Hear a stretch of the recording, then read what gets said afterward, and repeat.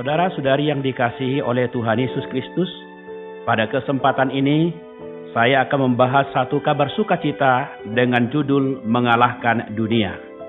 Firman Tuhan diambil dari Yohanes 16 ayat 33, demikian bunyinya.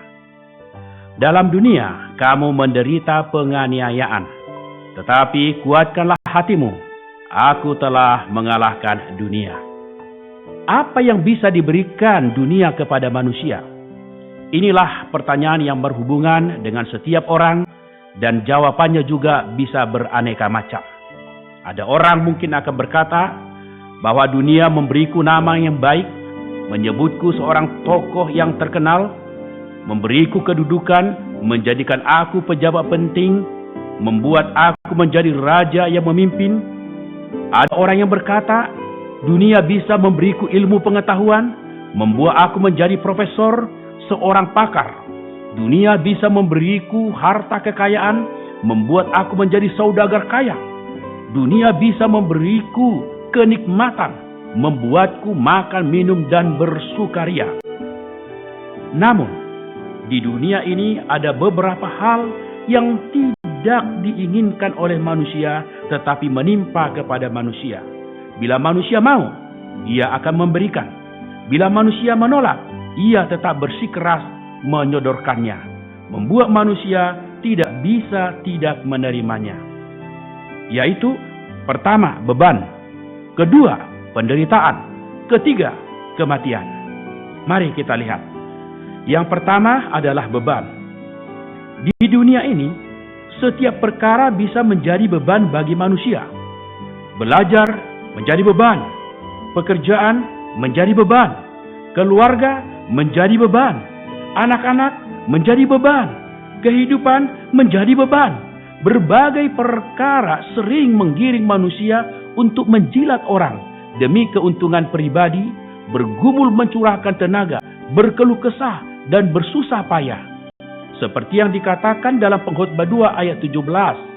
Oleh sebab itu, aku membenci hidup, karena aku menganggap mensusahkan apa yang dilakukan di bawah matahari. Sebab segala sesuatu adalah kesia-siaan dan usaha menjaring angin. Yang kedua, penderitaan. Di dunia ini, di mana-mana ada bencana penderitaan. Bencana banjir, bencana kebakaran, bencana angin topan, ada bencana kekeringan, tsunami, gempa bumi, tanah longsor, dan berbagai hal. Berbagai macam penyakit. Yang ketiga, kematian. Di dunia ini semua orang bisa mati. Yang besar, yang kecil, yang tua, yang muda, yang kaya, yang miskin, semua bisa mati.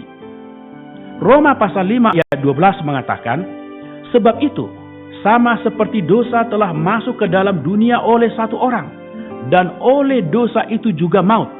Demikianlah maut itu telah menjalar kepada semua orang, karena semua orang telah berbuat dosa. Sampai akhirnya, yang diberikan dunia kepada manusia adalah sepetak tanah kuburan. Semua manusia di dunia, tak seorang pun yang bisa menghindar dari beban, dari penderitaan, dan dari kematian. Siapapun tidak bisa mengalahkannya. Akan tetapi Tuhan Yesus berkata, aku telah mengalahkan dunia. Dia sanggup membereskan semua kesulitan yang diberikan dunia kepada manusia. Meskipun dunia memberi beban kepada manusia, namun Tuhan berkata, marilah kepadaku semua yang letih lesu dan berbeban berat, aku akan memberikan kelegaan kepadamu.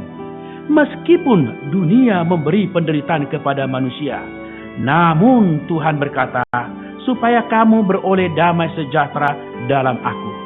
Meskipun dunia memberi kematian kepada manusia, namun Tuhan berkata, akulah kebangkitan dan hidup. Siapa saja yang percaya kepadaku, ia akan hidup walaupun ia sudah mati. Saudara-saudari yang dikasihi Tuhan, barang siapa ingin mengalahkan dunia, hanya ada satu jalan, yaitu kita berada di dalam Tuhan Yesus. Sebab Yesuslah yang sudah mengalahkan dunia. Mari kita berdoa. Tuhan Yesus, aku bersyukur sekalipun kami tak mampu mengalahkan dunia, mengalahkan berbagai beban penderitaan dan kematian, tetapi Dikau sudah menang, Dikau sudah mengalahkan dunia. Kami bersyukur padamu ya Tuhan Yesus, sebab Engkau sudah ada di dalam diri kami, sehingga kemenangan itu pun menjadi milik kami. Terima kasih Tuhan. Demikian firman Tuhan. Sampai bertemu pada kesempatan berikutnya. Tuhan memberkati, kasih karunia Tuhan menyertai kita. Amin. Demikianlah program Renungan Arus Hayat Voice Note pada hari ini.